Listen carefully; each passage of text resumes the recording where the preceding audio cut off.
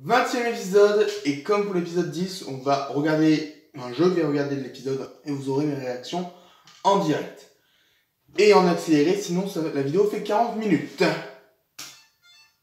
Générique. On assiste donc à un flashback avec Mina en vendeuse de torchons, qui se faisait légèrement attaquer par un monstre.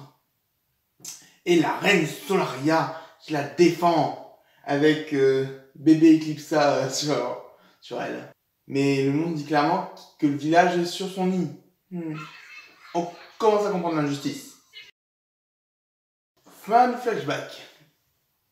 Et donc Mina est la première guerrière solarienne.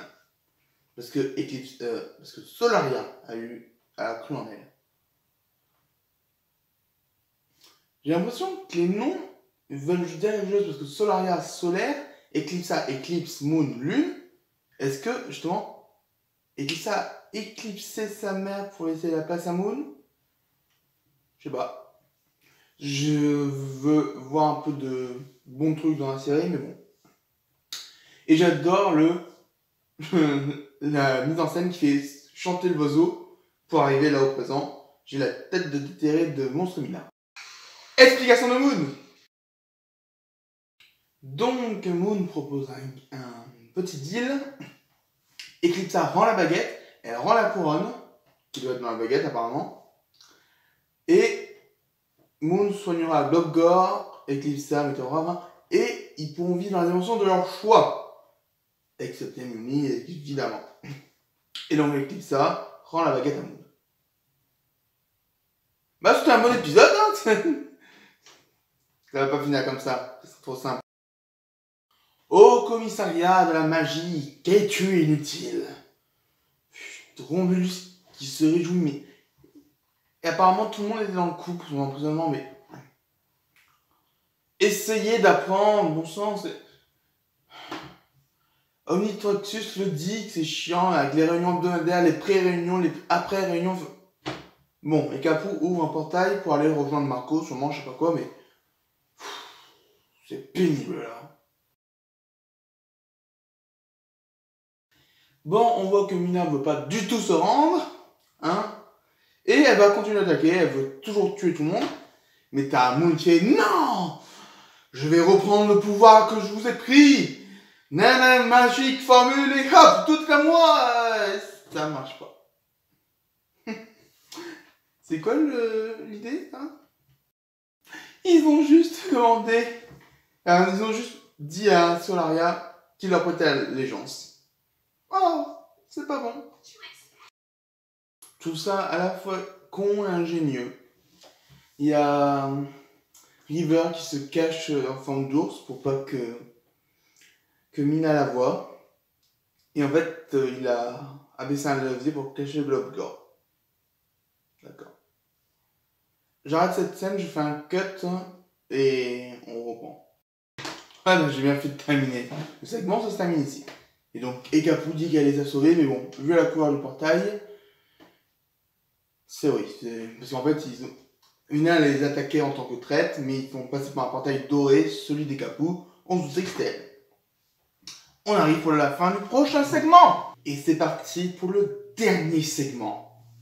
Parce qu'il me semble que l'épisode 21, c'est un seul épisode. Donc ça, c'est le dernier demi-segment d'épisode. Qu'il soit bon. Et là, je vois le titre, la dernière taverne avant la fin du multivers. Ça promet du lourd. Mais est-ce que ça ne fait que promettre ou est-ce que ça va tenir ses promesses? Donc en fait, c'est juste une taverne normale qui est au bout de l'univers, vraiment. C'est genre, t'as un mur de la non-existence, tu passes dedans, t'existes plus. Et Ekapu voulait juste les emmener là pour s'enfuir. C'est moins épique en fait. Eclipsa va faire une petite partie de billard pour s'expliquer un peu avec Moon. Et elle a compris que c'était Moon qui avait demandé à Romulus de sortir Globgor.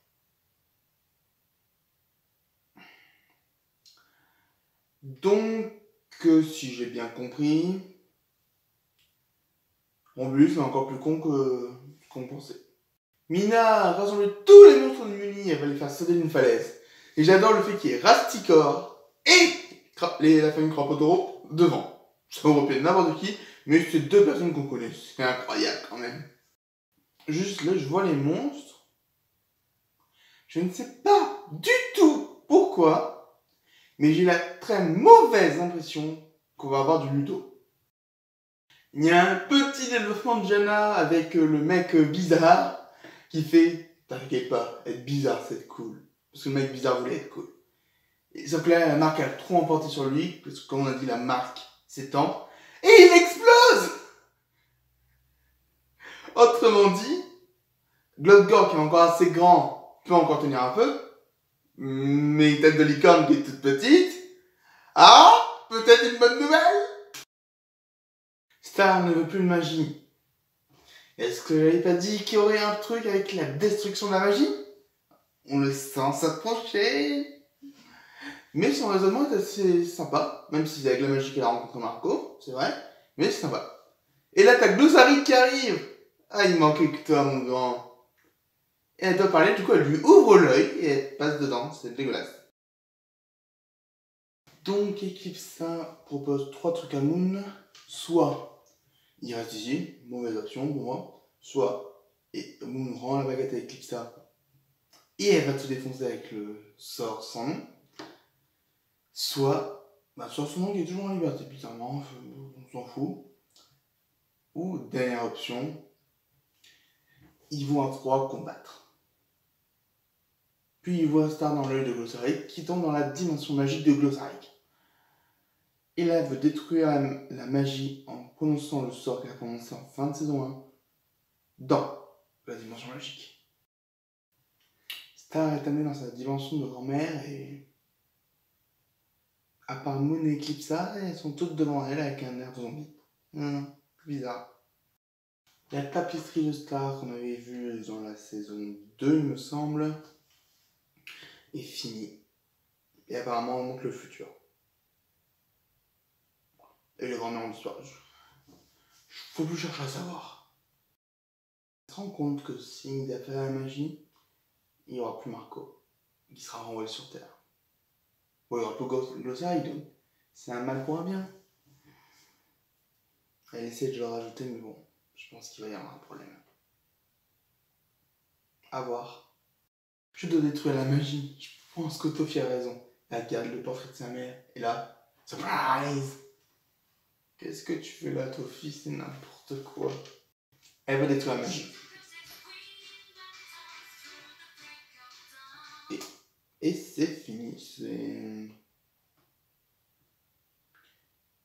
D'accord, je pensais que ça serait sur le dernier, mais que le dernier serait juste un épilogue, mais non. Il va vraiment y avoir une bataille.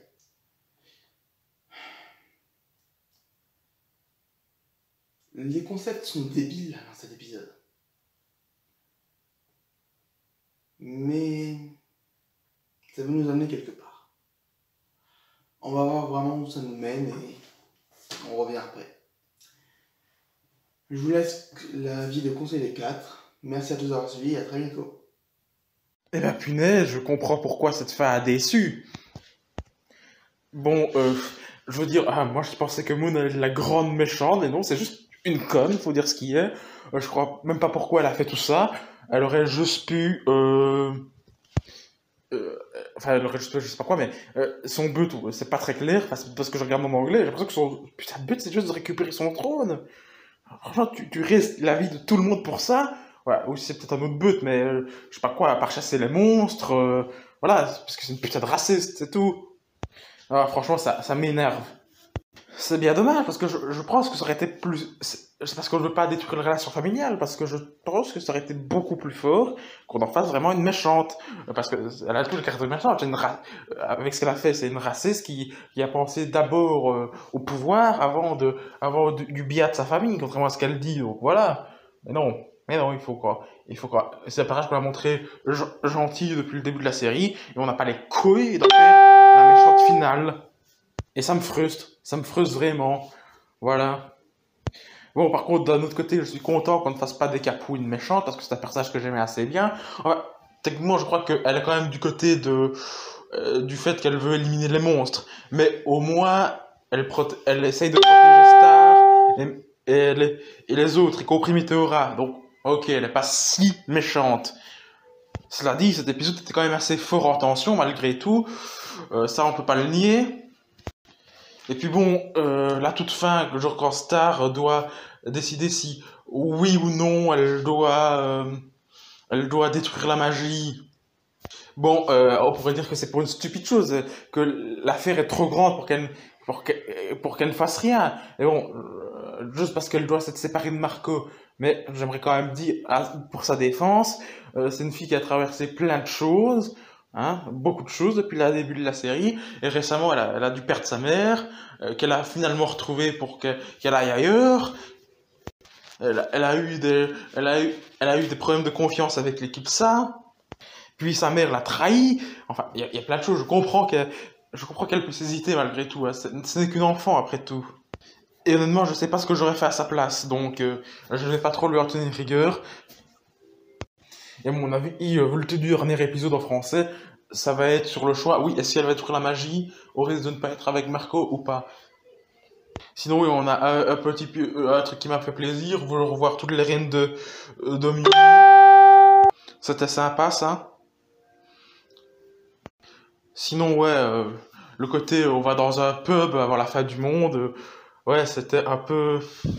Bon, non seulement la référence facile d'un film que j'ai pas vu, mais en plus, ça sert pas à grand chose, j'ai envie de dire. Capul aurait pu l'emmener autre part. Oh, ouais, mais du fait que c'est un endroit de gens qui détestent la magie, bon, ça influence pas mal quand même sur la décision que fera Star. Donc c'est pas non plus si grave. Et puis bon, franchement, pour tout le mal qu'on a montré de River avant, le voir s'acquitter à ce point de Globgar, qui est quand même un peu en cet état à cause de sa femme, faut le dire, eh ben, ça fait plaisir. Et puis bordel, on a un mort dans cette série, hein. Ça fait longtemps qu'on n'a plus vu des morts. Par contre, le peuple qu'a entouré Moon, ben, c'est vraiment des enculés en fait.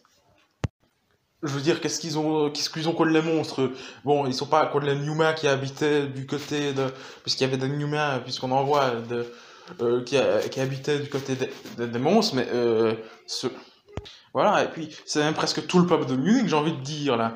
Euh, j'ai l'impression que c'est vraiment des gros méchants contre les gentils. Ça a fait, ça ruine le côté pas mal de la chose, alors que la saison 4 était très loin de McNicky au début. Et ben là, c'est un peu dommage. Enfin, non, je comprends que cette fin est déçue, même si moi je l'apprécie quand même un peu. Le seul vrai point noir, c'est que Moon soit conne, c'est tout. Mais sinon, le reste est assez bien foutu, faut dire.